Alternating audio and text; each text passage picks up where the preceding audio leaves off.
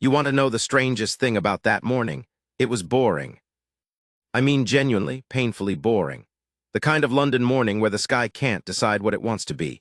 Not raining, not sunny, just this flat gray ceiling sitting over the whole city like a wet blanket somebody forgot to wring out. I remember thinking I should have brought a proper jacket. I remember being annoyed about a coffee that cost me £4.50 and tasted like warm cardboard. That's what I was thinking about. Cardboard coffee. I say all this because I want you to understand something before I tell you the rest. Nobody there had any idea. Not me, not the tourists, not the man in the tall bearskin hat standing perfectly still by the black railings. None of us knew that in about 40 minutes, one of us was going to do something that I still can't fully explain, and the rest of us were going to spend the rest of our lives telling the story wrong. Let me start properly. My name doesn't matter much for this, but people call me Tom. I was in London that week for work, some dull training course about compliance software, and I had a free morning before my afternoon session. So I did the thing every visitor does at least once. I walked down toward the palace gates to see the guards. I'd seen photos, obviously. Everybody has. The red tunic, the gold buttons, the enormous fur hat that makes them look like they're balancing a small bear on their heads. But photos don't prepare you for how still they are. There was one guardsman posted near the corner of the forecourt that morning, slightly apart from the main gate, standing in front of a sentry box that had seen better decades. And I swear to you, for the first 5 minutes I watched him, I wasn't sure he was breathing. There was a small crowd around him already, maybe 15, 20 people. A family from somewhere warm, the kids in shorts that were clearly a mistake in this weather. A couple of older women with matching rain covers over their handbags. 2 young lads, backpackers by the look of them, taking turns doing that thing where you stand next to the guard and pull a face for the camera. The guard didn't move, not a flicker. I found a spot near the railing and just watched for a while. It's oddly hypnotic. There's this discipline to it that feels almost like a dare. Like the whole point is, go on, try to make me react. Try, and people do try. That's the part nobody tells you. There's always somebody in the crowd who thinks they'll be the one to crack the statue. That morning, it was the man in the green coat. I noticed him before anything happened, and I've asked myself 100 times since whether I noticed him because something in me sensed trouble, or whether I only remember noticing him because of what came after. Memory does that. It goes back and paints warning signs on things that were perfectly ordinary at the time. So I'll just tell you what I actually saw and let you decide.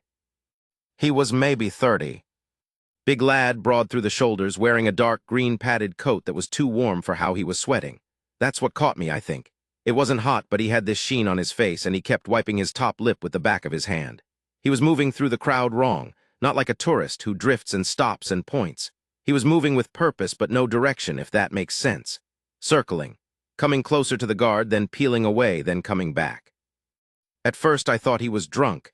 It was barely 9:30 in the morning, but London doesn't exactly follow rules about that. He had that loose-limbed thing, that slight sway. But drunk men don't usually look scared, and he looked scared. The guard, meanwhile, was doing his job, which is to say nothing. Eyes forward, rifle held just so. That 1,000-yard focus on some fixed point above all our heads. I found out his name much later, I'll get to that. But in the moment he was just the guard. A red and black column of a man who might as well have been carved. The green coat man got close, too close. You're not supposed to, there are signs. There are lines painted on the ground. Everybody knows you can stand near the guard for a photo, but you don't touch, you don't block, and you absolutely do not get in his path when he does that marching drill. Common sense, mostly. The kind of thing you don't need telling. He needed telling.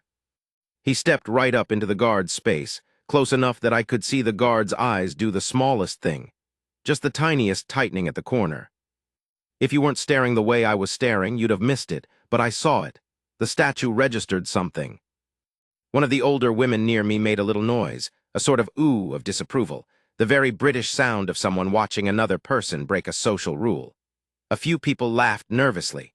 The 2 backpacker lads lowered their phones, sensing this wasn't the fun kind of guard baiting anymore. The green coat man said something. I couldn't hear it. His back was to me. But his hands were moving, jabbing at the air, and his voice had that rising edge you can recognize from across a room even when you can't make out the words. The tone of a man arguing with something that won't argue back.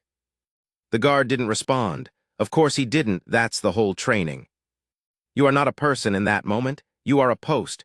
You are a symbol, and symbols don't get into shouting matches with sweaty strangers in green coats. But here's the thing I keep coming back to. The guard's eyes moved. Not his head, not his body. Just his eyes, a fraction down and to the side toward the man's hands, and then back up. And in that fraction of a second I understood, before my conscious brain caught up, that the guard had seen something the rest of us hadn't. The man's right hand kept going to his coat pocket, not reaching in, just resting there, pressing against something. I felt my stomach do a slow, cold turn. I want to be honest with you because I promised I would be. In that moment I did not think bomb. That word wasn't in my head yet. What I thought was much smaller and more human. I thought, this man is going to hit him, that's all. I thought there was going to be a scuffle, an ugly scene, some idiot throwing a punch at a soldier who wasn't allowed to hit back. I edged sideways, the way you do, torn between wanting to see and wanting to be somewhere else entirely. Around me, the crowd had gone quiet in that particular way crowds do right before something. You know the feeling. The air gets thick. People stop talking and don't know why. A pram wheel squeaked somewhere, and it sounded enormous in the silence. The green-coat man's voice cracked up another notch, and this time I caught one word, clear as anything, because he half-shouted it. Listen to me. That was it, listen to me. Not a threat exactly, a plea. The word came out broken. And the guard, God bless him, did the only thing his training allowed. He gave the man nothing. Eyes front. Stone. Because that's the rule, and the rule exists for good reasons, and on any other morning of any other year the rule would have been exactly right. But the man didn't want a rule. He wanted a person. And when you're already at the very edge of yourself, and you reach out one last time for another human being to just acknowledge you exist, and you get a wall of red silence instead. Something in him snapped. I saw his whole body change. The sway went out of him. The scared, loose thing pulled tight, and he shifted his weight back onto one leg, and I remember thinking, absurdly, he plays football, that's a footballer's stance, and then he kicked. I have never seen a person kicked like that outside of a screen. It wasn't a shove or a slap. He put his whole body into it, this brutal roundhouse arc of a boot, and it caught the guard low on the side, right at the hip and thigh, and the sound of it, I still hear the sound of it, this dull, heavy whump that you felt in your own chest. Somebody screamed, the family with the kids in shorts, I think, a short, sharp shriek. The guard staggered. He actually staggered, one big polished boot skidding sideways on the paving, his shoulder dropping. The towering red column suddenly bent and human and about to go down. And that's where I have to stop this part, because what happened in the next 3 seconds is the whole reason I'm telling you any of this, and it deserves its own breath. But I'll leave you with this. Everybody watching that morning thought the same thing in that instant. I've spoken to some of them since. We all thought identical thoughts, standing there frozen with our useless coffees and our raised phones. We thought, he's going to lose it. He's going to swing that rifle. There's going to be blood. We were wronged. Every single one of us was wrong about what kind of man that guard was. Let me back up half a step, because I skipped over something and it matters. While the green-coat man had been circling and muttering, there had been another figure I hadn't paid much attention to. A woman, youngish, maybe mid-20s, standing near the front of the crowd with a phone held up like everybody else. Except she wasn't filming the guard. She was filming the man. And she had this look on her face, not excited, not the look people get when they smell drama. Worried, deeply worried. I clocked her about the same time the kick landed, and afterward, when I finally pieced the whole thing together, she turned out to be the missing piece. But in the moment, she was just another face in a frightened crowd. So the kick, the stagger, the scream. The guard skidded, dropped low, and for a full second I was certain gravity had won. I've replayed it so many times. His hat tipped forward. One white-gloved hand shot out toward the railing. There was this horrible lurch where the most disciplined man any of us had ever seen looked, for a heartbeat, like a scarecrow knocked off its pole. And then he didn't fall. I don't know how to describe what he did except to say it looked like the ground gave him back. He caught himself, planted that skidding boot, hauled his weight back over his hips and rose, not fast. That's what got me. He didn't scramble up in a panic. He came up slow and controlled, like a door swinging shut, and by the time he was fully upright again, he had already moved the rifle. Not to strike, to bar. He'd brought it across his own body, horizontal, both hands like a barrier. And I realized, we all realized, slowly, stupidly, that he hadn't turned toward the man to attack him. He'd turned to put himself between the man and the crowd. Between the man's coat pocket, and the family with the kids in shorts, and the two backpackers, and the older women with the rain covers on their handbags, and me.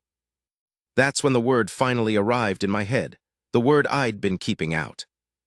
Because now the green coat man had both hands at his pocket, and he was fumbling, and he was crying, properly crying. I could see it now, his whole face crumpled.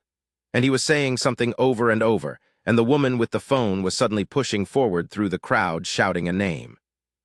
D-A-N-N-Y, Danny, no, Danny, look at me. And the guard, this soldier who'd just been kicked hard enough to skid across stone, who was absolutely entitled by every rule and every instinct to defend himself, did the last thing on earth I expected. He didn't raise his weapon at Danny. He lowered it, the rifle came down slow. I need you to picture it because I've thought about this exact moment more than almost anything else in my life. This soldier, kicked so hard he'd nearly gone to the ground, entitled by every law and every instinct to defend himself, took the one weapon he had and lowered its muzzle toward the stone. Deliberately. Both hands still on it, but the threat drained right out of it. And he looked at Danny.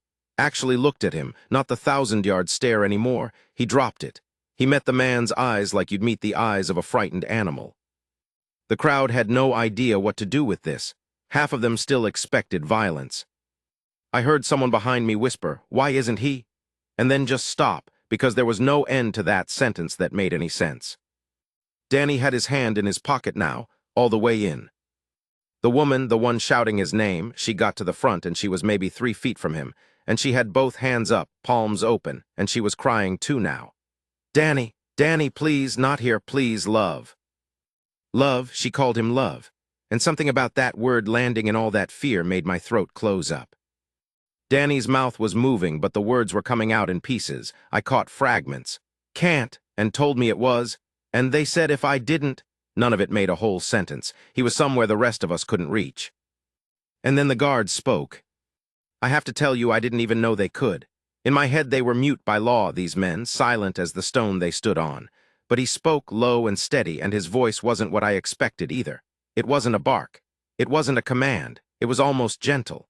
A young man's voice, younger than the uniform, made him look. He said, "All right, mate." That's all, 2 words, "All right, mate." The way you'd say it to a friend who'd had too much to drink. The way you'd say it to somebody standing on the wrong side of a bridge railing. 2 ordinary words, and they did something no rifle could have done. Danny's face broke open, just cracked apart, and the hand in his pocket went still. "You don't want to do this," the guard said, same low voice. He wasn't moving toward Danny. He was holding his ground, that rifle barred low across his body, this deliberate stillness that somehow read as "I'm not going anywhere and I'm not scared of you. Whatever they told you, you don't want to do it. Not here, not you." Not you, I don't know why he added that. He couldn't have known the first thing about Danny, but it landed like he'd known him for years. Behind me, everything had gone into that slow-motion state where your senses get too sharp. I could hear the flags snapping on their poles over the palace. I could hear a bus somewhere off toward the park, its brakes hissing. I could hear my own heart, which is a stupid thing to say, but it's true. I could hear it in my ears. Somebody had started to cry near the family. One of the kids in shorts, I think. The mother had gathered them behind her legs and gone absolutely white. And nobody ran. That's the thing I still can't get over. You'd think people would have scattered. Some did at the edges. I saw a few figures peel off and hurry away, and good for them, that's the sensible thing. But most of us just stood there, rooted, watching 2 men and a woman at the center of a circle that had gone silent as a church. "They're not even real," Danny said, suddenly clear. That one came out whole, and it made no sense and complete sense at the same time. "The people who they're not even you don't understand what they'll." His voice climbed and cracked. "I'm already dead. I'm already dead either way." "No, you're not," the guard said. Just like that, flat certain. "You're standing right here," he said. "You're standing right here and you're talking to me, and that's not a dead man, that's a bloke having the worst morning of his life. I've had a few of those. You can walk out of this one. I promise you can. I want to be careful here because I've heard this story told a dozen ways since, and in some of them the guard says all sorts of dramatic things, big heroic speeches. He didn't. I was 10 feet away. He talked to Danny the way you'd talk somebody down off a ledge in short, plain sentences, and he never once raised his voice, and he never once looked away. The woman took a step closer. "Danny, it's Ellie, look at me, it's me." And Danny looked at her. That was the crack in the dam. The second his eyes moved to her, some of the terrible pressure went out of him. His shoulders dropped an inch, and I watched his hand, the one in the pocket, I watched it come out slow, empty and shaking into the open air. Empty. There'd been nothing in it, or he'd let go of whatever was there. To this day, I don't fully know. I'll tell you what I found out later in the last part, and it's not simple, and it's not what most of the videos online will tell you. But in that moment, his hand came out empty, and it was shaking so hard it looked like it belonged to a much older man. Then a lot of things happened very fast. You have to understand, the guard hadn't been alone.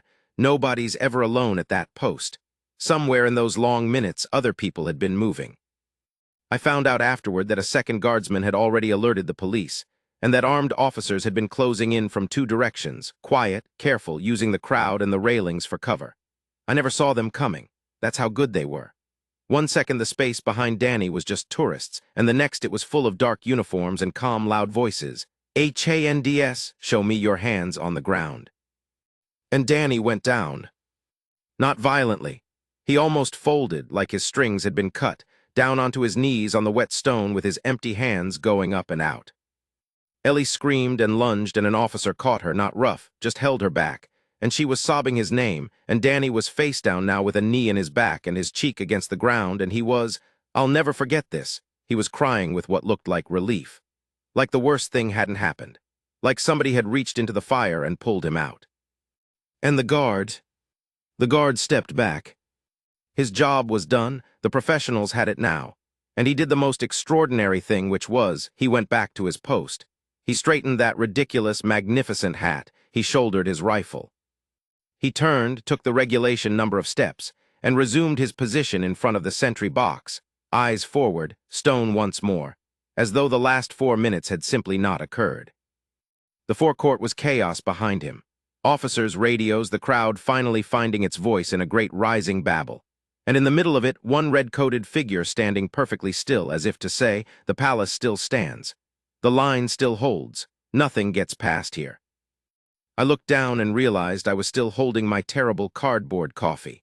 My hand was shaking so hard it had slopped over the lid and down my wrist, and I hadn't even felt it. Now, here's where I have to slow down, because there's a part of this that the internet gets completely wrong, and I owe it to that guard, and honestly to Danny, to tell it straight. The videos, the ones that went round afterward, they mostly cut off right about here. Guard gets kicked, guard stays cool, man gets arrested, palace intact, cue the patriotic music. And that version isn't a lie exactly. But it's not the whole thing, and the whole thing is stranger and sadder, and I think better. Because I stayed. Most of the crowd drifted off once the drama passed, the way crowds do, already lifting their phones to text the footage to their mates. But I stayed, partly because my legs didn't want to work yet, and partly because I couldn't stop looking at Ellie. They'd let her go once Danny was cuffed and no longer a threat. She was sitting on the curb by the railing, small and folded up, and an officer was crouched beside her taking a statement, and she kept looking over at the guard. After a while, I don't know how long, my sense of time was wrecked. There was a lull. Danny had been walked away to a van. The immediate emergency was over. And Ellie stood up, and she walked, on shaking legs, right up to the line you're not supposed to cross, as close to the guard as she dared. She didn't touch him. She knew the rules by then, I suppose, everybody does. But she stood there, and she said something to him, quiet, and I was close enough to catch it because the crowd noise had died down. She said, thank you for talking to him. Nobody talks to him. That's the whole thing. Nobody ever just talks to him. And the guard didn't move, couldn't really. He was back on duty, back to being the statue, and the statue doesn't answer. But I was standing at just the right angle, and I saw his eyes come down just for a second, the same fractional movement I'd seen right at the start when he first clocked the danger. His eyes came down to her face. He gave her the smallest nod, so small you'd swear you imagined it, and then front again, stone again. Ellie put her hand over her mouth and nodded back, and turned. and walked to where an officer was waiting to take her, wherever they take the family of a man who's just been arrested outside Buckingham Palace on a gray Tuesday morning. I found out his name eventually. The guards. It took some digging, and it's not really mine to shout about, so I'll just say he was young, younger than the whole business made him look, and he'd been in the regiment barely 2 years. When a couple of papers tried to make a hero of him, he apparently said something like he'd only done what any of the lads would have done, and that the real story wasn't him. It was the poor bloke who'd been pushed to the edge by people who don't care whether he lives or dies. Which, when I finally understood what Danny had actually been caught up in, turned out to be exactly right. But that's part 3. For now, I'll just leave you where I was left, standing on the wet stone with a cold coffee and a set of shaking hands, watching a man in a red coat stare out over a crowd that would go home and tell the story 100 different ways. None of them would get it quite right, because they'd all say the guard was brave, and he was, but brave was the least of what he'd been that morning. The braver thing, the harder thing, the thing that actually saved a life, was that when a frightened man kicked him to the ground and reached into his pocket, the guard didn't see an enemy. He saw a person, and he did the one thing nobody else in that whole crowd had thought to do. He talked to him.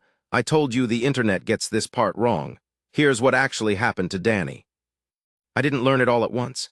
It came in pieces over the following weeks, some of it from the news, some of it from Ellie herself, because I did a foolish, nosy thing, and I'll admit it. That morning stayed lodged in me like a splinter, and I couldn't leave it alone. There was a court date. It was semi-public. I went. I sat at the back like some kind of ghoul, and I'm not proud of that, but I needed to know how it ended. You don't watch a man's whole soul come apart on wet stone, and then just go home and forget it. So Danny wasn't a terrorist. He wasn't political. He didn't hate the crown or the country or anybody in it. The word bomb that had crawled into my head that morning, it was closer to the truth than I wanted and further from it than the headlines made out, all at the same time. What Danny had in his pocket was a phone and a folded-up piece of paper. That's it, no weapon, no device, a phone and a note. But I'm getting ahead of myself because the why is the whole thing, and the why is this. Danny was in debt, not credit card, missed a payment debt, the other kind, the kind that starts small and stupid, a loan to cover a gambling hole from the wrong sort of people, the sort who lend you money with a smile and then own you and grows in the dark until it swallows your whole life. He'd borrowed to cover a debt to cover a debt. Ellie hadn't even known how bad it was until the end. He'd hidden it the way people hide the things that shame them most, until the hiding itself became a second full-time job. And the people he owed had, in the last desperate weeks, started asking him to do things. Deliver a package here, hold something there. Small jobs at first, the way it always starts. And then that morning, the big one. They'd told him to go to the palace. They'd told him to cause a scene. A distraction, that's what the police eventually pieced together, though even they weren't fully sure.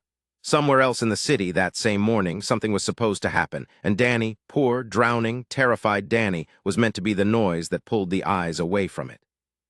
They'd told him what to say. They'd told him to make it look like a threat. They'd told him that if he did this one last thing, the debt was clear, and if he didn't, well, they'd made very clear what happened to Ellie if he didn't. That's what he meant when he said, "I'm already dead either way." He wasn't threatening anyone. He was a man standing at the exact center of a trap, told that both exits led to a grave, sent to frighten strangers by people who'd made sure he was too frightened to refuse. And when he got there, when he was actually standing in front of that red-coated soldier, phone in his pocket, note in his hand, ready to play the part they'd written for him, he couldn't do it. That's what the shaking was. That's what the muttering was. That's what the pleading, half-broken "listen to me" was. He wasn't threatening the guard. He was falling apart at the seam between what he'd been sent to do and what he actually was, which was a decent man in an impossible corner. And the kick, God, the kick. I asked myself for weeks why he kicked. If he didn't want to hurt anyone, why lash out like that? And I think, this is only what I think it wasn't aimed at the guard at all, not really. I think it was the sound of a man breaking. All that terror and shame and cornered fury with nowhere to go, and the one thing in front of him was a wall of red silence that wouldn't even look at him. And he'd been ignored and used and squeezed until there was nothing left, and it just came out of him. One brutal, meaningless, animal kick at the only thing that was refusing to acknowledge he existed. And the guard, this is the part that undoes me, the guard understood that. Somehow, In the middle of being kicked to the ground with a crowd screaming, this young man in his first years of service looked at Danny and didn't see an attacker. He saw exactly what Danny was. I'll never fully understand how. Maybe it's training I don't know about. Maybe some of these lads have seen more of the ragged edge of human beings than we'd guess, standing silent for hours while the whole spectrum of people walks past them. Or maybe he was just underneath the uniform, a genuinely good young man with a good instinct, and it fired at the exact moment it was needed. Either way, he lowered the rifle instead of raising it, and he said, "All right, mate," and he said, "Not you." And those small, ordinary words reached the one place in Danny that nobody else had tried to reach in months, the place that was still a person. In court, they were careful and clinical about all of it. There were charges, obviously. You can't kick a soldier and cause a public panic outside the palace and simply walk away, and Danny never expected to. But the whole shape of it changed once the truth came out about the people behind him. He cooperated, fully. He gave them names, dangerous names, names that put him and Ellie at real risk. And he did it anyway because the guard had told him on the worst morning of his life that he could walk out of it. And I think Danny decided to believe him. The people who'd sent him, some of them got caught, not all. That world doesn't work in clean endings, but some. And whatever else you want to say about Danny that morning at the palace, his own falling apart set off the chain that pulled a genuinely bad operation into the light. The distraction failed. Whatever it was meant to cover never came off. Nobody was hurt. Because a frightened man couldn't go through with hurting anyone. And a young soldier chose to see that in him before anyone else did. Ellie came to the court every day. Of course she did. I saw her there, and on the last day in the corridor outside, I did another foolish thing and I introduced myself. Told her I'd been there that morning. I don't know what I expected, maybe for her to tell me to clear off, which would have been fair. But she didn't. She was kind about it. Tired, hollowed-out kind, but kind. I asked her how Danny was. She said he was better than he'd been in years, which sounds mad, doesn't it, for a man facing sentencing? But she said the debt was the thing that had been killing him slowly for so long, and now it was out in the open, and he wasn't carrying it alone in the dark anymore. She said the worst day of his life had somehow been the day the weight came off. And then she said the thing I've never forgotten. She said Danny had asked, more than once, whether there was any way to find out the guard's name. Not to make a fuss. Just to write him a letter. Just to say thank you to the one person in that whole crowd, in that whole terrible year of his life, who'd looked at him and treated him like he was still worth talking to. I don't know if that letter ever got written, or if it ever reached him. I hope it did. I like to think of that young guardsman, some quiet evening off duty, opening an envelope and reading a few clumsy, grateful lines from a man he saved without ever knowing his name. I never spoke to the guard. I want to be clear about that. Everything I've told you about him, I saw from 10 feet away in the space of a few minutes on a gray morning that started with bad coffee. I don't know his hopes or his history. I only know what he did. And what he did was this. When the world gave him every reason to see a monster, he saw a man. When his training and his instinct and his own bruised body all told him to defend himself, he chose instead to reach out. He risked his own safety on the small, stubborn, unfashionable bet that the person in front of him was still reachable. He was right. I think about that a lot now back home, back in my ordinary life with my ordinary problems. About how easy it is to look at someone at their worst. The shouting stranger, the person falling apart in public, the one everybody else is edging away from, and decide we already know what they are. And how rare, how genuinely rare, it is to do what that young man in the red coat did. To just look at a frightened person and say, "All right, mate." I went back to that spot once on a later trip, stood by the same railing. There was a guard on duty, a different one, I think, though honestly in that uniform who could say, tourists everywhere. Somebody doing the pull-a-face-for-the-camera thing, the flag snapping, the whole ordinary machine of it running exactly as it always does. And I stood there and I thought, every single one of those still red figures is a young person underneath. Somebody's son, somebody's kid, standing silent for hours while the whole of humanity streams past, the happy and the cruel and the drowning. And we walk by and we take our photos and we assume there's nothing behind those eyes but training. But there is, I saw it. On one gray morning, when a broken man kicked one of them to the ground and reached into his pocket, I saw exactly what was behind those eyes. It wasn't a statue. It was the best of us,